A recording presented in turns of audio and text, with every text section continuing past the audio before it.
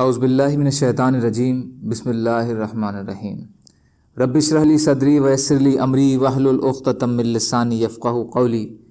ریاض الصالحین حصہ اول، احادیث نبی صلی اللہ علیہ وسلم۔ ام المومنین اما عائشہ رضی اللہ تعالی عنہا سے روایت ہے کہ حضرت ابو بکر صدیق رضی اللہ تعالی عنہ کا ایک غلام تھا جو آپ رضی اللہ تعالی عنہ کو کما کر دیا کرتا تھا، اور ابو بکر رضی اللہ تعالی عنہ اس کی کمائی سے کھاتے تھے۔ ایک دن وہ کوئی چیز لایا اور حضرت ابو بکر صدیق رضی اللہ تعالی عنہ نے اسے کھا لیا، تو غلام نے کہا کہ آپ جانتے ہیں کہ یہ کیا چیز ہے؟ حضرت ابو بکر رضی اللہ تعالی عنہ نے فرمایا کہ بتاؤ کہ یہ کیا چیز ہے۔ اس نے کہا میں نے زمانہ جاہلیت میں ایک آدمی کے لیے نجومیوں والی پیشن گوئی کی تھی، حالانکہ میں نجومیوں والے علم سے اچھی طرح واقف نہیں تھا، تو میں نے یوں ہی تیر تکا چلایا تھا، چنانچہ وہ آج مجھے ملا اور اس نے مجھے یہ چیز دی جس سے آپ نے کچھ کھایا ہے۔ تو حضرت ابو بکر صدیق رضی اللہ تعالی عنہ نے اپنا ہاتھ اپنے منہ میں ڈالا اور پیٹ میں گئی ہوئی چیز طے کر کے باہر نکال دی۔ حدیث بخاری شریف کی ہے۔ الخراج وہ آمدنی ہے جسے آقا اپنے غلام کے لیے لازم کر دیتا ہے کہ روزانہ اسے ادا کرنی ہے، اور اس کے علاوہ باقی آمدنی غلام کی ہوتی ہے، یعنی ایک طے کی گئی روزینہ یا دینک آمدنی۔ فائدہ: نبی اکرم صلی اللہ علیہ وسلم کی آنے سے پہلے عربوں میں علم نجوم یعنی کہانت کا سلسلہ عام تھا۔ اسلام نے آ کر اسے ختم کیا اور اس کو آدمی کی حرام قرار دیا۔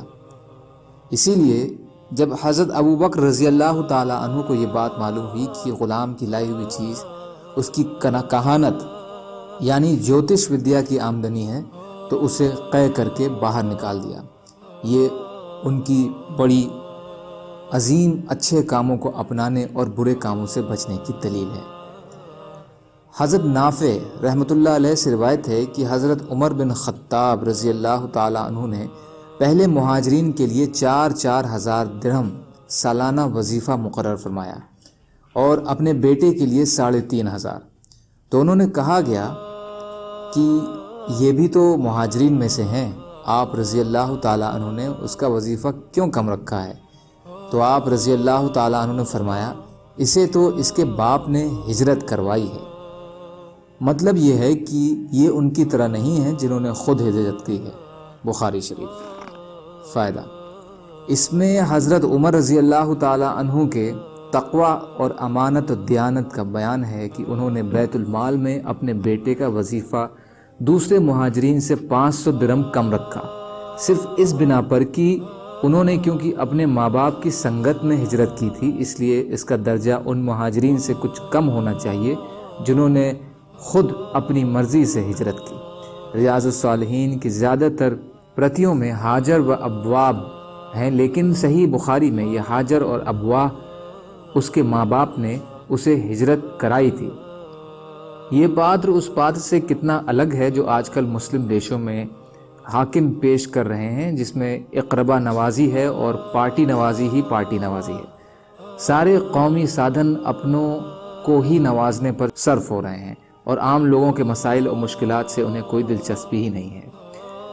حضرت عطیہ بن عروہ سعدی رضی اللہ تعالی عنہ سے روایت ہے کہ رسول اللہ صلی اللہ علیہ وسلم نے فرمایا بندہ پرہیزگاروں کے درجے تک اس وقت ہی پہنچ سکتا ہے جب وہ ایسی چیز بھی چھوڑ دے جس میں کوئی حرج نہ ہو، تاکہ وہ ان چیزوں سے بچ جائے جن میں حرج ہے۔